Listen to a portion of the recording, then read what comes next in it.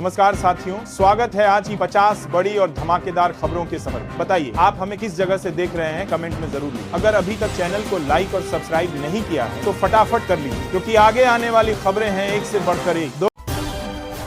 अखिलेश यादव ने कहा कि मौजूदा सरकार में किसानों की मेहनत का फल उन्हें नहीं मिल रहा। उन्होंने आरोप लगाया कि किसानों की कमाई विदेशी कंपनियों की जेब में जा रही है। बीजेपी को व्यापारियों और बिचौलियों की पार्टी बताया। कहा किसानों को न्यूनतम समर्थन मूल्य तक नहीं मिल रहा। सरकार सिर्फ पूंजीपतियों के लिए नीतियां बना रही है। किसानों की बदहाली लगातार बढ़ती जा रही है। सांसद अनुराग ठाकुर ने हिमाचल की कानून व्यवस्था पर निशाना साधा। कहा कि अपराधियों के हौसले बुलंद हैं और जनता असुरक्षित महसूस कर रही है। सरकार की नीतियों की नाकामी सामने आ रही है। देवभूमि अब अपराध भूमि बनती जा रही है। कांग्रेस सरकार को उन्होंने विफल बताया। जनता ने भी सुरक्षा को लेकर चिंता जताई है। गिरिराज सिंह ने कहा कि बंगाल के हिंदू अभिषेक और ममता बनर्जी को पत्थर मारकर भगा देंगे। उनके इस बयान ने बड़ा विवाद खड़ा कर दिया है। विपक्ष ने इसे नफरत फैलाने वाला बयान बताया। सोशल मीडिया पर उनकी आलोचना हो रही है। बीजेपी ने बयान को व्यक्तिगत राय बताया। चुनावी माहौल में ये टिप्पणी चर्चा का विषय बन गई है।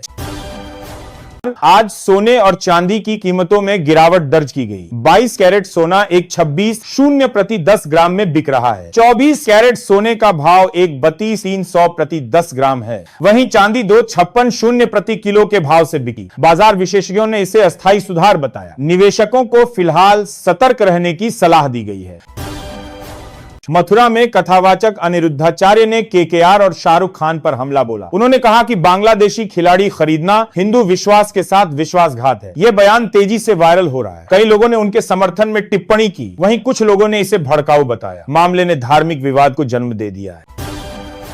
शिवसेना यूबीटी गुट के प्रवक्ता आनंद दुबे को जान से मारने की धमकी मिली है। उन्होंने बीसीसीआई के एक फैसले का समर्थन किया था। इसके बाद सोशल मीडिया पर धमकियां मिलनी शुरू हुई। दुबे ने पुलिस थाने में शिकायत दर्ज कराई है। मामले की जांच समता नगर पुलिस कर रही है। पुलिस ने सुरक्षा बढ़ाने का आश्वासन दिया है। आम आदमी पार्टी के नेता सौरभ भारद्वाज ने मोदी सरकार पर सवाल उठाए। उन्होंने बांग्लादेश की पूर्व प्रधानमंत्री शेख हसीना को शरण देने का मुद्दा उठाया। कहा कि बीजेपी घुसपैठियों पर दोहरा रवैया अपना रही है। एक तरफ उन्हें देश से बाहर करने की बात करती है, दूसरी तरफ राजनीतिक लाभ के लिए शरण देती है। यह मामला अब राष्ट्रीय बहस का विषय बन गया है। उद्धव ठाकरे और राज ठाकरे एक ही मंच पर नजर आए। दोनों ने सत्ता पक्ष पर लोकतंत्र कमजोर करने का आरोप लगाया। बीएमसी चुनाव से पहले मुंबई की राजनीति गरमाई है। जनसभा में बड़ी संख्या में लोग पहुंचे। दोनों नेताओं के भाषण पर लोगों ने खूब तालियां बजाई। विपक्ष ने इस एकता को बड़ा राजनीतिक संदेश बताया। तमिलनाडु के मुख्यमंत्री एमके स्टालिन ने पोंगल पर्व से पहले राहत दी। राशन कार्ड धारकों को नगद सहायता देने का ऐलान किया गया। श्रीलंकाई तमिल परिवारों को भी इसका लाभ मिलेगा। राशि सीधे उनके बैंक खातों में भेजी जाएगी। सरकार ने कहा कि त्योहार पर किसी को दिक्कत नहीं होगी। जनता ने इस फैसले का स्वागत किया है।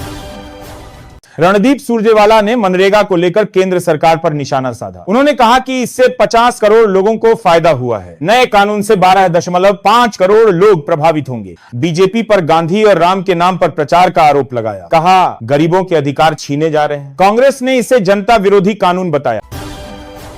महाराष्ट्र के उप मुख्यमंत्री देवेंद्र फडणवीस ने बीएमसी चुनाव प्रचार की शुरुआत की। उन्होंने कहा कि मुंबई का मेयर हिंदू और मराठी ही होगा। बीजेपी ने मराठी अस्मिता को केंद्र में रखकर अभियान छेड़ा। फडणवीस ने कहा कि मुंबई को भ्रष्टाचार से मुक्त किया जाएगा। उन्होंने शिवसेना पर शहर की उपेक्षा का आरोप लगाया। कार्यकर्ताओं ने बड़ी संख्या में रैली में हिस्सा लिया। बीजेपी ने राहुल गांधी के विदेश दौरों को लेकर हमला बोला। सांसद सुधांशु त्रिवेदी ने कहा कि वे विदेश जाकर भारत के खिलाफ बोलते हैं। हरियाणा के मंत्री महिपाल ढांडा ने भी उन पर आरोप लगाए। कहा कि राहुल गांधी राष्ट्र विरोधी ताकतों के संपर्क में हैं। कांग्रेस ने आरोपों को निराधार बताया है। दोनों दलों के बीच बयानबाजी तेज हो गई है। उप मुख्यमंत्री विजय कुमार सिन्हा ने लखीसराय में जनसंवाद कार्यक्रम किया। कहा कि राज्य सरकार लोगों की समस्याओं का तुरंत समाधान कर रही है। अपराध और भ्रष्टाचार पर जीरो टॉलरेंस नीति अपनाई जा रही है। भूमि विवाद और अतिक्रमण पर विशेष अभियान चल रहा है। यह अभियान 14 जनवरी तक पूरा होगा। लोगों ने उनकी बातों का समर्थन किया। भाजपा नेता शहजाद पूनावाला ने कांग्रेस पर तंज कसा। प्रियंका गांधी को असम स्क्रीनिंग कमेटी प्रमुख बनाए जाने पर उन्होंने सवाल उठाया। कहा कांग्रेस के भीतर बगावत जैसा माहौल है। राहुल और प्रियंका की अंदरूनी राजनीति असर डाल रही है। कांग्रेस नेताओं में असंतोष देखा जा रहा है। पार्टी ने बयान को हास्यास्पद बताया।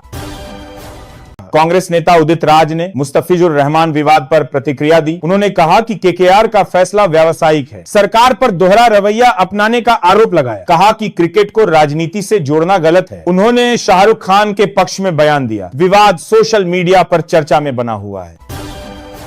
केंद्रीय गृह मंत्री अमित शाह तमिलनाडु के 2 दिवसीय दौरे पर हैं। वे पोंगल उत्सव समेत कई कार्यक्रमों में हिस्सा लेंगे। शाह राज्य के पार्टी नेताओं से मुलाकात भी करेंगे। बीजेपी दक्षिण में जनाधार बढ़ाने की कोशिश में है। पार्टी ने इसे संगठन विस्तार यात्रा बताया। स्थानीय कार्यकर्ता उनके स्वागत में जुटे।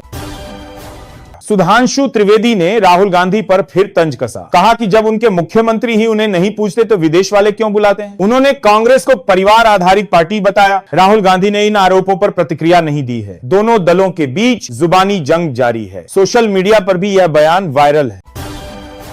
राहुल गांधी ने हरियाणा की रैली में केंद्र सरकार पर हमला बोला। कहा कि राज्य में 29 लाख फर्जी वोटर हैं। अडानी को 1 प्रति एकड़ के हिसाब से जमीन दी गई है। युवाओं को रोजगार दिलाने का वादा किया। किसानों की समस्याओं को प्राथमिकता बताया। सभा में भारी भीड़ उमड़ी रही। प्रियंका गांधी को असम की स्क्रीनिंग कमेटी का अध्यक्ष बनाया गया। यह फैसला कांग्रेस के अंदर नए संकेत देता है। कुछ नेता उन्हें भविष्य के प्रधानमंत्री चेहरे के रूप में देख रहे हैं। कुछ नेता पार्टी में उन्हें सशक्त भूमिका दी जा रही है। राहुल और प्रियंका की टीम एकजुट होकर काम करेगी। कांग्रेस ने इसे रणनीतिक कदम बताया। गुजरात पुलिस में 591 पदों पर भर्ती प्रक्रिया शुरू होने जा रही है। पीएसआई और एलआरडी के लिए फिजिकल टेस्ट 21 जनवरी से शुरू होंगे। राज्य सरकार ने तैयारी पूरी कर ली है। उम्मीदवारों को एडमिट कार्ड ऑनलाइन जारी होंगे। भर्ती प्रक्रिया पारदर्शी रखने का दावा किया गया है। युवाओं में उत्साह देखा जा रहा है। गिरिराज सिंह ने कांग्रेस पर फिर निशाना साधा। कहा कि उन्हें ना तो रोजगार की चिंता है ना गरीबों की। उन्होंने कहा कि कांग्रेस को भगवान राम के नाम से दिक्कत है। सरकार वीबीजी राम जी योजना पर काम कर रही है। इससे रोजगार के दिन 100 से बढ़ाकर 125 होंगे। गांवों में काम के अवसर बढ़ेंगे। अखिलेश यादव ने फिर बीजेपी पर निशाना साधा। कहा कि यूपी में जहरीले सिरप से लोग मर रहे हैं। मध्य प्रदेश में पानी से और दिल्ली में प्रदूषण से जानें जा रही हैं। डबल इंजन सरकार पूरी तरह फेल है। उन्होंने कहा कि जनता अब बदलाव चाहती है। लोगों से सपा को मौका देने की अपील की।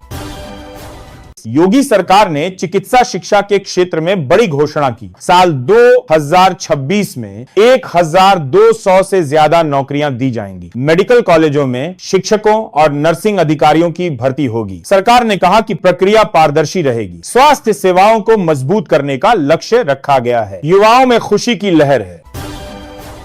असदुद्दीन ओवैसी ने प्रधानमंत्री मोदी से मसूद अजहर को भारत लाने की मांग की। कहा कि जैसे अमेरिका ने अपने अपराधियों को पकड़ा वैसे भारत भी कर सकता है। उन्होंने आतंकवाद पर सख्त कार्रवाई की मांग की। ओवैसी ने पाकिस्तान पर भी हमला बोला। कहा कि आतंकी वहीं से पनपते हैं। सरकार ने इस पर कोई प्रतिक्रिया नहीं दी है।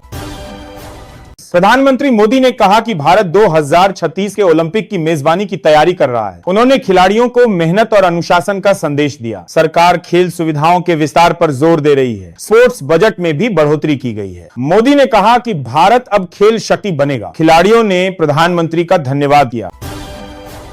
कांग्रेस अध्यक्ष मल्लिकार्जुन खड़गे ने केंद्र पर हमला किया। उन्होंने कहा कि वीबीजी रामजी अधिनियम वापस लिया जाए। मनरेगा को फिर से अधिकार आधारित कानून बनाया जाए। पंचायतों की स्वायत्तता बहाल की जानी चाहिए। खड़गे ने कहा कि कांग्रेस जनता के हक की लड़ाई लड़ेगी। उन्होंने देशव्यापी अभियान चलाने की घोषणा की।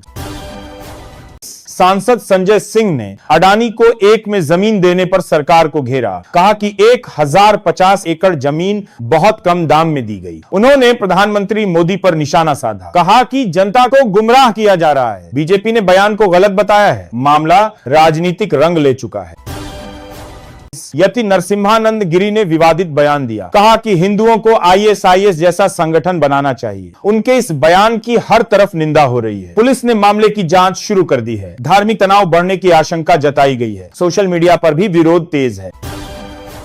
उत्तराखंड के युवाओं के लिए खुशखबरी आई है। 15 जनवरी से कोटद्वार में अग्निवीर भर्ती शुरू होगी। गढ़वाल राइफल्स लैंसडाउन भर्ती कार्यालय यह प्रक्रिया करेगा। हजारों उम्मीदवारों ने आवेदन किया है। सेना ने सभी से अनुशासन का पालन करने की अपील की। भर्ती प्रक्रिया को लेकर युवाओं में उत्साह है। पंजाब के मुख्यमंत्री भगवंत मान ने मिशन रोजगार के तहत नियुक्तियां दी। 606 शिक्षकों को नियुक्ति पत्र सौंपे गए। 4 साल में राज्य में 61 शून्य नौकरियां दी गई हैं। मान ने कहा कि सब कुछ मेरिट के आधार पर हुआ। शिक्षा क्षेत्र में नई ऊर्जा देखने को मिली है। युवाओं ने सरकार का आभार जताया।